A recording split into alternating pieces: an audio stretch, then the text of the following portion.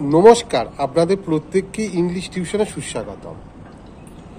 সাধারণভাবে ইংরাজি টেন্সের নিয়ম অনুযায়ী ভবিষ্যৎকালে কোনো কাজ বোঝানোর জন্য ভবিষ্যৎকাল বা ফিউচার টেন্স ব্যবহার করা হয়, কিন্তু ক্ষেত্র বিশেষে অদূর ভবিষ্যতে ঘটতে চলেছে এই রকম ক্রিয়ার অ্যাকশন বোঝানোর জন্য প্রেজেন্ট ইনডিফিনিট টেন্সও ব্যবহার করা যায়।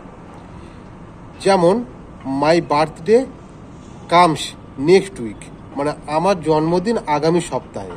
এখানে নেক্সট উইক মানে পরের সপ্তাহ, মানে এখনো ঘটেনি, ভবিষ্যতে ঘটবে। অর্থাৎ এটার ক্রিয়ার অ্যাকশনটা কিন্তু ভবিষ্যৎকাল বোঝালেও এক্ষেত্রে এটা যেহেতু অদূর ভবিষ্যতে বোঝাচ্ছে, মানে খুব নিকট ভবিষ্যৎ, পরের সপ্তাহেই, সেই জন্য এটা প্রেজেন্ট ইনডিফিনিট টেন্স ব্যবহার করা হয়েছে। ধন্যবাদ।